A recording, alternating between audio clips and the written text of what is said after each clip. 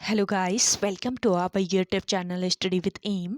आज मैं आप सभी के लिए काफ़ी इंपॉर्टेंट क्लास लेके आई हूँ। तो देखिए, आपके आगामी वीडियो वीपीडीओ एग्जाम के रिगार्डिंग आप सभी को स्टडी विद एम के द्वारा उत्तराखंड की न्यू सीरीज़ प्रोवाइड की जा रही है। काफ़ी इंपॉर्टेंट ये सीरीज़ है और इस सीरीज़ में आप सभी को एकदम unique and important question provide किए जा रहे हैं। साथ ही साथ क्वेश्चन से रिलेटेड इंपॉर्टेंट फैक्ट्स भी आप सभी को इसी क्लास में ही बताए जा रहे हैं, जो कि वीडियो वीपीडीओ एग्जाम के लिए काफ़ी हेल्पफुल रहने वाले हैं। तो आप सभी लोग हमारी इस क्लास में स्टार्टिंग से लेकर एंड तक बने रहें।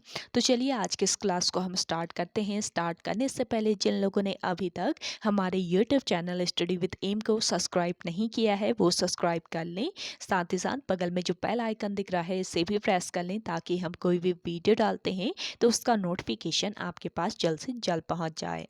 आप सभी लोग हमारे टेलीग्राम चैनल को भी ज्वाइन कर सकते हैं। ये भी स्टडी विद एम के नाम से ही बना हुआ है और टेलीग्राम चैनल पर रात को 8 बजे क्विज का भी आयोजन किया जाता है। काफ़ी इंपॉर्टेंट क्वेश्चन आपको क्विज के रूप में दिए जा रहे हैं, तो आप कोई ज्वाइन कर सकते हैं। तो चलिए, आज के सेशन को हम स्टार्ट करते हैं और इस सेशन का पहला क्वेश्चन है, भारतीय सर्वेक्षण विभाग को कलकत्ता से देहरादून कब स्थानांतरित किया गया। देखिए, भारतीय सर्वेक्षण विभाग को कलकत्ता से देहरादून स्थानांतरित किया गया वर्ष 1942 में। ऑप्शन फर्स्ट यहाँ पे आपका करेक्ट आंसर है। देखिए, 1767 ईस्वी में, वर्ष 1767 ईस्वी में भारतीय सर्वेक्षण विभाग की स्थापना हुई थी। कहाँ पर हुई थी? बंगाल के कलकत्ता में इसकी स्थापना हुई, जिसका मुख्यालय द्वितीय विश्व युद्ध के दौरान वर्ष 1942 को कलकत्ता से कहाँ पर स्थानांतरित किया गया?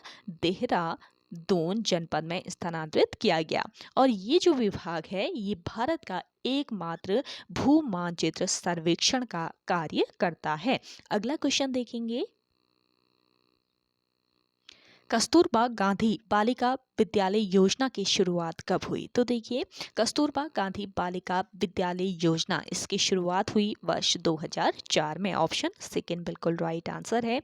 कस्तूरबा गांधी बालिका विद्यालय योजना का प्रारंभ कब हुआ था? अगस्त 2004 में हुआ था। और इस योजना का उद्देश्य आर्थिक रूप से पिछड़े हुए ब्लॉकों के अनुसूचित जाति, अनुसूचित जनजाति, अन्य पिछड़े वर्गों तथा अल्पसंख्यकों की बहुलता वाले क्षेत्रों में बालिकाओं के लिए आवासीय विद्यालयों की स्थापना करना था। ये ध्यान रखेंगे, आवासीय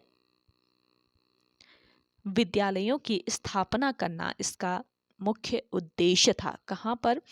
जहाँ पर आर्थिक रूप से पिछड़े हुए जो ब्लॉक थे, आर्थिक रूप से पिछड़े हुए ब्लॉकों के अनुसूचित जाति, अनुसूचित जनजाति, अन्य पिछड़े वर्ग तथा अल्पसंख्यकों की बहुलता वाले क्षेत्रों में। चलिए, अगला क्वेश्चन देखते हैं, जीवन ज्योति पुस्तक के लेखक कौन है? देखिए, जीवन ज्योति पुस्तक, इसके लेखक हैं कमलेंदुमती शाह। ऑप्शन फर्स्ट यहाँ पे आपका राइट आंसर हो जाएगा। देखिए, कमलेंदुमती शाह जो थी, ये टिहरी रियासत के महाराजा नरेंद्र शाह की पत्नी थी। कमलेंदुमती शाह वर्ष 1952 में टिहरी से प्रथम लोकसभा के लिए चुनी गई थी। ये ध्यान रखेंगे, जो कमलेंदुमती शाह थी, ये वर्ष 1952 में टिहरी से प्रथम लोकसभा के लिए चुनी गई। अंग्रेजी, फ्रेंच, इसके अलावा हिंदी के अलावा ये दर्शन और संगीत में भी निपुण थी। और ये ऑल इंडिया वुमेन एसोसिएशन की आजीवन सदस्य रही थी। और वर्ष 1958 में इन्हें एक सम्मान दिया गया। कौन सा ये सम्मान था? अगर आपको आंसर आता है तो आप कमेंट करके बताइएगा कमेंट सेक्शन में। अगला क्वेश्चन देखेंगे, उत्तराखंड का कौन सा क्षेत्र भूस्खलन की दृष्टि से अत्यधिक सुवेदता जोन में आता है? तो देखिए, उत्तराखंड का ये क्षेत्र है बाह्य हिमालय, जो कि भूस्खलन की दृष्टि से अत्यधिक सुवेदता जोन में आता है। ऑप्शन सेकंड इस क्वेश्चन का राइट आंसर है। देखिए, शिवालिक क्षेत्र को बाह्य हिमालय कहा जाता है। ये ध्यान रखेंगे, जो आपका शिवालिक क्षेत्र है, इसे बाह्य हिमालय कहा जाता है। शिवालिक हिमालय की नवीनतम श्रेणी है, हिमालय की ये सबसे नवीनतम श्रेणी है। नवीन होने के कारण इसमें जीवाश्म पाया जाता है। तो आपसे पूछा जा सकता है कि कौन से हिमालय में जीवाश्म पाया जाता है और कहाँ पे नहीं पाया जाता है, वो भी आपको पता रहना चाहिए। तो नहीं पाया जाता है। जीवाश्म की कमी कहाँ पर? ट्रांस हिमालय में जीवाश्म की कमी होती है, यानी कि नहीं पाया जाता है यहाँ पे जीवाश्म। जबकि बाह्य हिमालय नवीन श्रेणी है ये, तो यहाँ पे जीवाश्म अत्यधिक पाया जाता है। शिवालिक श्रेणी का प्राचीन नाम पूछ लिया जा सकता है, आप याद रखेंगे मैनाक पर्वत इसका प्राचीन नाम है। और इन श्रेणियों की औसत ऊंचाई कितनी है? बाह्य हिमालय या शिवालिक श्रेणी की जो औसत ऊंचाई है ये 700 मीटर से लेकर 1200 मीटर तक है। शिवालिक क्षेत्र में भूस्खलन व कटाव के कारण गहरी घाटियां पाई जाती हैं। अगला क्वेश्चन देखेंगे, तीसरा ध्रुव पुस्तक के लेखक कौन है? देखिए, तीसरा ध्रुव नामक जो पुस्तक है इसके लेखक हैं राजेंद्र सिंह भंडारी। ऑप्शन 4 इस क्वेश्चन का राइट आंसर है। अगला क्वेश्चन देखिएगा, टिहरी रियासत ने किस वर्ष अपना वन विभाग स्थापित किया था? देखिए, टिहरी रियासत ने अपना वन विभाग स्थापित किया था वर्ष 1885 में। ऑप्शन 4 यहाँ पे आपका राइट आंसर हो जाएगा। नेक्स्ट क्वेश्चन देखेंगे, राज्य का एकमात्र अंग्रेजी पत्र जो ब्रिटिश नीतियों का प्रत्यक्ष विरोध करता था, कौन सा ये पत्र था? बताइए, जिन लोगों को आंसर आ रहा है कमेंट सेक्शन में। काफी महत्वपूर्ण आपका ये क्वेश्चन है आपके वीडियो एग्जाम के लिए। तो देखिए, राज्य का एकमात्र अंग्रेजी पत्र था मैफिस्लाइड जो ब्रिटिश नीतियों का प्रत्यक्ष विरोध करता था। ऑप्शन 3 यहाँ पे आपका राइट आंसर हो जाएगा। देखिए, वर्ष 1850 ईस्वी के आसपास मैफिस्लाइड समाचार पत्र का प्रकाशन किसके द्वारा किया गया था, पूछा जा सकता है। 1850 के आसपास इसका प्रकाशन शुरू हुआ और किसके द्वारा इसका प्रकाशन किया गया? जॉन लेग के द्वारा। नोट कर लीजिएगा, जॉन लेग द्वारा इस पत्र का प्रकाशन शुरू किया गया और राज्य का ये एकमात्र पत्र था जो ब्रिटिश नीतियों का प्रत्यक्ष विरोध करता था। अगला क्वेश्चन है आपका, रघुवंश महाकाव्य में किस प्रजाति का वर्णन मिलता है? देखिए, रघुवंश महाकाव्य में वर्णन मिलता है किरात प्रजाति का। ऑप्शन 1 इस क्वेश्चन का राइट आंसर है। किरातों का अन्य नाम पूछा जा सकता है, इन्हें किन्नर या फिर कीर भी कहा जाता है। किन्नर या कीर इन्हें कहा जाता है। किरातों को मंगोल प्रजाति से संबंधित माना जाता है और स्कंद पुराण में किरातों को क्या कहा गया है, ये भी पूछा जा सकता है। तो देखिए, स्कंद पुराण में किरातों को कहा गया है किल।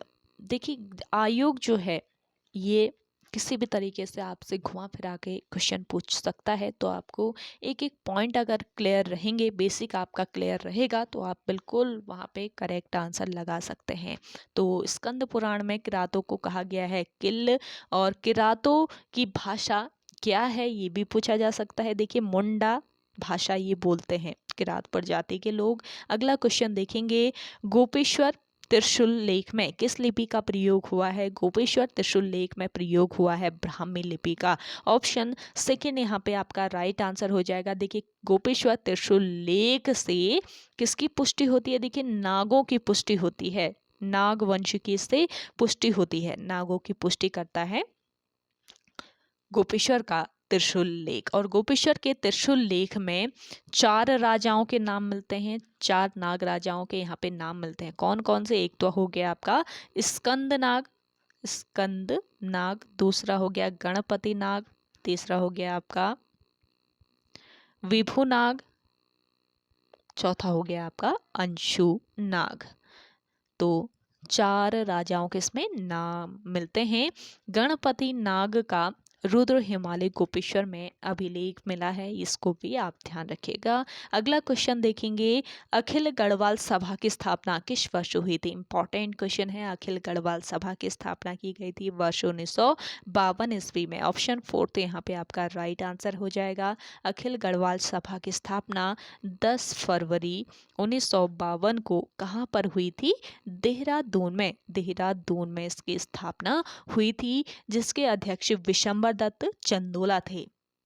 विशंबर दत्त चंदोला का जन्म कहाँ पर हुआ था, पूछा जा सकता है। देखिए, विशंबर दत्त चंदोला जो थे इनका जन्म हुआ था 1879 को पौड़ी गढ़वाल में इनका जन्म हुआ था। पौड़ी गढ़वाल के किस गांव में हुआ पूछ लिया जाए तो थापली गांव में इनका जन्म हुआ था। इसे आप नोट कर लीजिए, क्योंकि देखिए, इस बार आपका ये एग्ज़ाम यूके ट्रिपल एससी द्वारा कंडक्ट कराया जाएगा वीडियो वीपीडीओ का। तो यूके ट्रिपल एससी जो है काफ़ी डीप क्वेश्चन पूछता है, तो आपको एक एक पॉइंट बहुत अच्छे से क्लियर करके जाना है।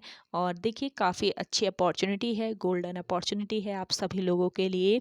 इसके बाद आप सभी के काफ़ी एग्ज़ाम कम है, तो आप कोशिश कीजिएगा कि वीडियो वीपीडीओ ये गोल्डन अपॉर्चुनिटी आप हाथ से ना जाने दें। उसके लिए आप बेहतर तैयारी करते रहें। स्टडी विद एम के द्वारा आप सभी को यहाँ पे प्रॉपर क्लासेस प्रोवाइड की जा रही हैं और जीके जीएस आपको यहाँ पे क्लियर कराया जा रहा है। उत्तराखंड के क्वेश्चन दिए जा रहे हैं, तो आप सभी लोग प्रैक्टिस सेट्स दिए जा रहे हैं, इनको फॉलो ज़रूर कीजिएगा। प्रैक्टिस सेट अगर आप एक प्रैक्टिस सेट डेली सॉल्व करते हैं ना, तो काफ़ी आपकी तैयारी बेहतर हो सकती है। तो डेली आप सभी को रात को 8 बजे स्टडी विद एम के द्वारा प्रैक्टिस सेट दिया जा रहा है, तो उस प्रैक्टिस सेट को आप ज्वाइन ज़रूर कीजिएगा।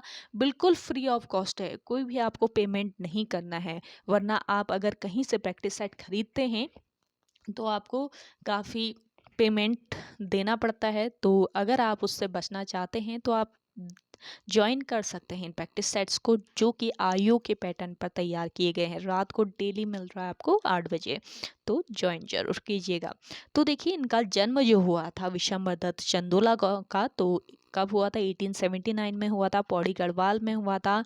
पौड़ी गढ़वाल के किस गांव में हुआ था पूछ लिया जाए तो थापली गांव में इनका जन्म हुआ था। और इन्हें गढ़वाल में हिंदी पत्रकारिता का भीष्म पितामह कहा जाता है। ये भी आपका इम्पोर्टेंट पॉइंट है, पूछ लिया जाए गढ़वाल में हिंदी पत्रकारिता का भीष्म पितामह किसे कहा जाता है, तो पता रहना चाहिए आप सभी लोगों को, तभी आप करेक्ट कर पाएंगे। तो क्या राइट आंसर हो जाएगा आपका विशंबर दत्त चंदोला। चलिए अगला क्वेश्चन देखते हैं।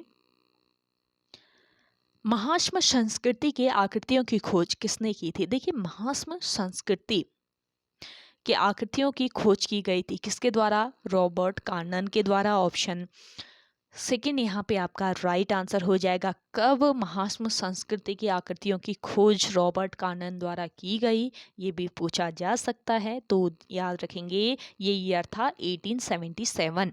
महास्म संस्कृति की आकृतियों की खोज वर्ष 1877 में रॉबर्ट कार्नन ने की। महास्म संस्कृति से संबंधित आकृतियां द्वाराहाट के चंद्रेश्वर मंदिर से प्राप्त हुई हैं। चंद्रेश्वर मंदिर किस जनपद में स्थित है? तो अल्मोड़ा जनपद आपका हो जाएगा, और अल्मोड़ा जनपद के ये द्वाराहाट में स्थित है। तो यहीं से महास्म संस्कृति की आकृति की खोज हुई। द्वाराहाट के चंद्रेश्वर मंदिर से लगभग 200, याद रखेंगे इस मंदिर से लगभग 200 कप मार्क्स भी प्राप्त हुए हैं। अगला क्वेश्चन है आपका, उत्तराखंड पलायन आयोग का मुख्यालय किस जनपद में है? देखिए उत्तराखंड पलायन आयोग का मुख्यालय बताइए। अगर आपको आंसर आ रहा है तो आप अपना राइट आंसर लगा सकते हैं कमेंट सेक्शन में। वैसे तो आप कोशिश कीजिए कि हर क्वेश्चन का आप राइट आंसर लगाएं। आउट ऑफ 20 क्वेश्चन आपको इसमें दिए जा रहे हैं सीरीज में, तो आउट ऑफ 20 आप कितना स्कोर करते हैं। साथ ही साथ जो इम्पोर्टेंट फैक्ट आप सभी को बताए जा रहे हैं उन्हें आप नोट डाउन जरूर कर लीजिएगा। देखिए उत्तराखंड पलायन आयोग का जो हेड क्वार्टर है ये कहाँ पर? पौड़ी गढ़वाल में है। ऑप्शन फर्स्ट बिल्कुल राइट आंसर हो जाएगा। गढ़वाल मंडल का मुख्यालय भी है पौड़ी गढ़वाल में। गढ़वाल मंडल का गठन कब किया गया पूछा जा सकता है। 1969 में गढ़वाल मंडल का गठन होता है पौड़ी में, तो ये आपको याद रखना है। पौड़ी जो है इसका मुख्यालय है, और ऐसे ही उत्तराखंड पलायन आयोग का हेडक्वार्टर भी पौड़ी गढ़वाल में ही स्थित है। अगला क्वेश्चन देखेंगे, अन्नपूर्णा मंदिर किस जनपद में स्थित है? अन्नपूर्णा मंदिर है आपके देखिए उत्तरकाशी में। ऑप्शन 4 तो यहाँ पे आपका राइट आंसर है। अन्नपूर्णा मंदिर उत्तरकाशी के भैरव चौक गली में स्थित है। और प्रसिद्ध विश्वनाथ मंदिर भी आपके उत्तरकाशी में ही स्थित है। और देखिए विश्वनाथ मंदिर कत्यूरी शैली में बना मंदिर है, और इस मंदिर से त्रिशूल लेख प्राप्त हुआ है। अगला क्वेश्चन देखेंगे, आदि गुरु शंकराचार्य ने केदारनाथ में देह कब त्यागा था? देखिए आदि गुरु शंकराचार्य ने अपना देह त्याग दिया था केदारनाथ में। कब त्यागा था? 820 ईस्वी में। तो ऑप्शन फर्स्ट यहाँ पे आपका राइट आंसर हो जाएगा। आदि गुरु शंकराचार्य का जन्म कहाँ पर हुआ था? केरल राज्य में, केरला में इनका जन्म हुआ था। केरल राज्य के कल्लाड़ी में इनका जन्म हुआ आदि गुरु शंकराचार्य का। और ये अद्वैतवाद के दार्शनिक थे। आदि गुरु शंकराचार्य ने 820 ईस्वी में केदारनाथ में देह त्यागा और उस समय जब इन्होंने देह त्यागा था उस समय इनकी आयु मात्र 32 वर्ष की थी। और पूरे भारत में 4 मठों की स्थापना किसने की थी पूछा जा सकता है। देखिए, आदि गुरु शंकराचार्य द्वारा ही पूरे भारत में 4 मठों की स्थापना की गई थी। कौन कौन से ये मठ थे ये भी आपको याद रखना है। देखिए, ये मठ थे कौन कौन से। पहला मठ था ज्योतिर्मठ, ज्योतिर्मठ। दूसरा था आपका पुरी, तीसरा आपका श्रृंगेरी और चौथा आपका द्वारिका। तो इन 4 मठों की स्थापना आदि गुरु शंकराचार्य द्वारा की गई थी। अगला क्वेश्चन देखेंगे, गजराज मिश्र और कर्नल ब्रिडेशा के बीच संगौली की संधि किस वर्ष हुई थी। संगौली की संधि किन किन के बीच हुई थी पूछा जाए। याद रखेंगे, गजराज मिश्र और कर्नल ब्रिडेशा के बीच यह संधि हुई थी। और कब हुई थी, ये वर्ष था 1815 में गजराज मिश्र और कर्नल ब्रिडेशा के बीच कौन सी संगौली की संधि हुई थी। और देखिए, गजराज मिश्र जो थे ये नेपाल नरेश रण बहादुर शाह के गुरु थे। संगौली संधि के अनुसार टिहरी रियासत जो है ये सुदर्शन शाह को प्रदान की गई और शेष को क्या कर दिया गया, नॉन रेगुलेशन प्रांत बना दिया गया था। अगला क्वेश्चन है आपका, अजय पाल से संधि करने वाला चंद शासक कौन था। यूनिक क्वेश्चन है एंड इम्पॉर्टेंट है, इसको आप सभी लोग जरूर ध्यान रखेंगे। अजय पाल जो कि परमार वंश का शासक था और इनसे चंद शासक कौन था जिन्होंने इनसे संधि करी थी, तो ये बताना है। देखिए, अजय पाल से संधि करने वाला चंद शासक था कीर्ति चंद। ऑप्शन फर्स्ट यहाँ पे आपका राइट आंसर है। कीर्ति चंद 1488 ईस्वी में गद्दी पर बैठा था। कुमाऊं के राजा कीर्ति चंद ने अजय पाल को बधानगढ़ के युद्ध में हराया था और कीर्ति शाह ने राज्य विस्तार में 12 मंडल व विसौद आदि को अपने राज्य में मिला लिया था। अगला क्वेश्चन देखेंगे, सामाजिक और राजनीतिक जागरूकता राज्य का पहला संगठन कौन सा था। तो देखिए, सामाजिक और राजनीतिक जागरूकता से संबंधित राज्य का पहला संगठन कौन सा था ये बताना है। तो ये जो संगठन था ये था डिबेटिंग क्लब। ऑप्शन फर्स्ट यहाँ पे आपका राइट आंसर हो जाएगा। 1870 ईस्वी में अल्मोड़ा में डिबेटिंग क्लब की स्थापना होती है। डिबेटिंग क्लब की स्थापना किसकी अध्यक्षता में हुई पूछा जा सकता है, तो नोट कर लीजिएगा, भीम सिंह की अध्यक्षता में इस क्लब की स्थापना हुई थी। हितकारिणी सभा की बात करें तो हितकारिणी सभा की स्थापना किसने की थी, तारा दत्त गैरोला ने। तारा दत्त गैरोला ने इसकी स्थापना की थी वर्ष 1901 ईस्वी में। हैप्पी क्लब आपका स्थापित किया गया था वर्ष 1903 में। गोविंद वल्लभ पंत द्वारा इसकी स्थापना की गई। प्रेम सभा की स्थापना होती है 1914 में और इसकी स्थापना हुई कहाँ पर, काशीपुर में। ये आपको याद रखना है। तो सभी आपके महत्वपूर्ण पॉइंट्स यहाँ पे बताए जा रहे हैं। आई होप आपको आज का ये सेशन काफ़ी पसंद आ रहा होगा। आप सभी को सेशन पसंद आ रहा है तो लाइक ज़रूर कर लीजिए। जिन लोगों ने अभी तक हमारे YouTube channel study with M को सब्सक्राइब नहीं किया है सब्सक्राइब कर लीजिए। और आप सभी लोगों से छोटा सा रिक्वेस्ट रहेगा, इतनी मेहनत आप लोगों के लिए यहाँ पे की जा रही है तो थोड़ी सी आपकी रिस्पॉन्सिबिलिटी बनती है कि आप सभी लोग इस सेशन को शेयर कीजिए। ज़्यादा से ज़्यादा लोगों तक ये सेशन पहुंचना चाहिए और ज़्यादा से ज़्यादा रीच आए। तो आप सभी को यहाँ पे अभी आप लोगों के लिए एक हिंदी की क्लास भी मैं बनवाने वाली हूँ। डेली आपको हिंदी की क्लास भी मिलेगी। तो उसके लिए आप सभी लोग स्टडी विद एम को सब्सक्राइब कर लीजिए, चैनल को सब्सक्राइब कर लीजिए और सेशन को शेयर ज़रूर कीजिए। तो अगला क्वेश्चन है आपका, 20वीं सदी की प्रथम नंदा राजात यात्रा किस वर्ष हुई थी। तो देखिए, 20वीं सदी की जो प्रथम नंदा राजात यात्रा हुई थी ये हुई थी आपके कब हुई थी बताइए। जिन लोगों को आंसर आ रहा है कमेंट सेक्शन में कमेंट करके बताइए।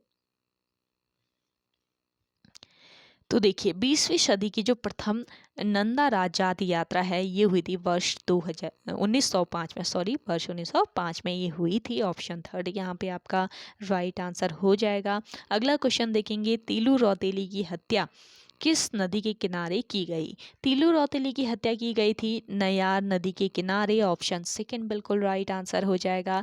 तीलू रौतेली की हत्या रामू रजवार ने नयार नदी के तट पर की थी। किसने की थी पूछा जा सकता है। तो कत्यूरी सैनिक था ये रामू रजवार, और इसी ने ही इनकी हत्या कर दी थी। और देखिए, जब इनकी हत्या की गई थी तो इनकी उम्र मात्र 22 वर्ष की थी। तीलू रौतेली को गढ़वाल की लक्ष्मीबाई कहा जाता है। तीलू रौतेली का जन्म कहाँ पर हुआ था? पौड़ी गढ़वाल के गुराड़ गांव में इनका जन्म हुआ। और इनका पूरा नाम क्या था? तिलोत्तमा देवी इनका पूरा नाम था। ये आपको याद रखना है। चलिए अगला क्वेश्चन देखते हैं। रक्षा सूत्र आंदोलन का सूत्रपात किसने किया था? Most important question. देखिए, रक्षा सूत्र आंदोलन का सूत्रपात किया गया किसके द्वारा? सुरेश भाई के द्वारा। ऑप्शन थर्ड बिल्कुल राइट आंसर है। रक्षा सूत्र आंदोलन किस जनपद में चला था? टिहरी गढ़वाल में। रक्षा सूत्र आंदोलन टिहरी के भिलंगना क्षेत्र में वर्ष 1994 ईस्वी में हुआ था। इसके प्रेरणता कौन थे? सुरेश भाई इसके प्रेरणता थे।